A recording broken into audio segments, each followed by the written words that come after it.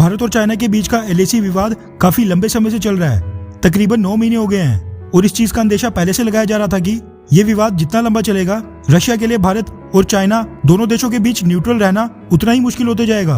लेकिन पिछले 70 सालों के भारत और रशिया के रिश्तों को देखते हुए इस बात की आशंका जताई जा रही थी कि रशिया तो भारत के खिलाफ जा ही नहीं सकता। बेशक वो दोनों देशों के बीच न्यूट्रल रहेगा, मगर इंटरनेशनल रिलेशंस और अंतर्राष्ट्रीय कूटनीति में इमोशंस बिल्कुल भी काम नहीं आते।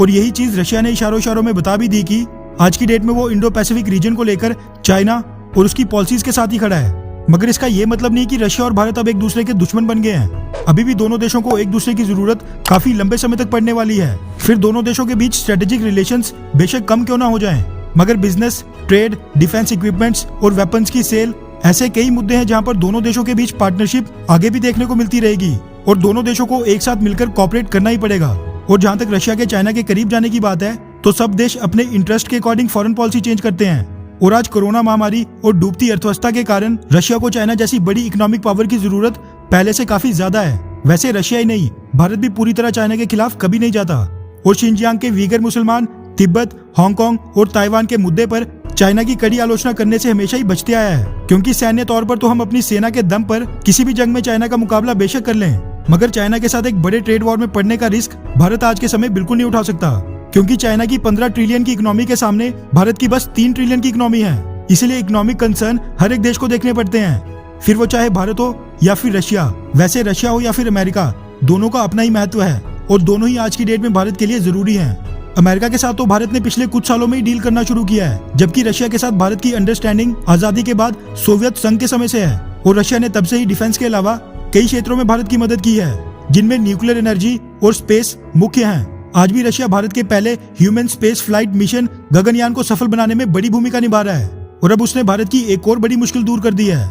दरअसल द टाइम्स ऑफ इंडिया के हवाले से मीडिया रिपोर्ट सामने निकल कर आ रही है कि भारत के गगनयान स्पेस मिशन के लिए 4 एस्ट्रोनॉट्स को ट्रेनिंग देने के बाद अब रशिया इंडियन एयरफोर्स के 2 और फ्लाइट सर्जन्स को ट्रेनिंग देगा। रिपोर्ट्स के मुताबिक इसरो ने जो गगनयान मिशन के लिए इंडियन एयरफोर्स के 2 सर्जन्स चुने थे, उनकी ट्रेनिंग का जिम्मा रशिया ने उठा लिया है और ये दोनों ही सर्जन्स अपनी ट्रेनिंग के लिए 17 जनवरी को रशिया जाने वाले हैं। स्पेस फ्लाइट सर्जन्स का काम किसी भी स्पेस मिशन पर जाने से पहले, स्पेस मिशन के दौरान या उसके बाद सभी क्रू मेंबर्स और एस्ट्रोनॉट्स की सेहत को सुनिश्चित करना होता है।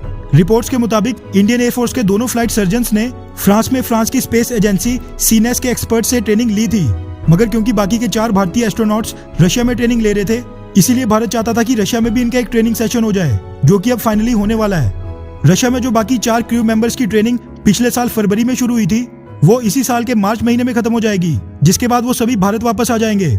फिलहाल भारत का गगनयान मिशन जो इसी साल होने वाला था, उसको अब अगले साल 2022 के अगस्त महीने तक टाल दिया गया है। वैसे तो गगनयान मिशन का पूरा श्रेय इसरो और उसकी टीम को जाता है, मगर इस मिशन को पूरा करने में रशिया और रशियन स्पेस एजेंसी रोस्कोसमोस ने भी बड़ी अहम भूमिका निभाई है, क्योंकि इस फील्ड में भारत को पहले से कोई भी एक्सपीरियंस नहीं था और ये इस तरह का भारत का पहला मिशन है। वैसे अंतर्राष्ट्रीय कूटनीति में कोई भी देश किसी का नहीं होता और सभी अपना अपना हित देखते हैं, मगर फिर भी आप रशिया और अमेरिका दोनों में से किसको सपोर्ट करते हैं, अमेरिका को या फिर रशिया को? नीचे कमेंट करके अपनी राय जरूर बताएं। अच्छा सुनो, चैनल को सब्सक्राइब करो, उसके बाद घंटी बजा देना ताकि अगली वीडियो आपसे मिस ना हो पाए। Thank you.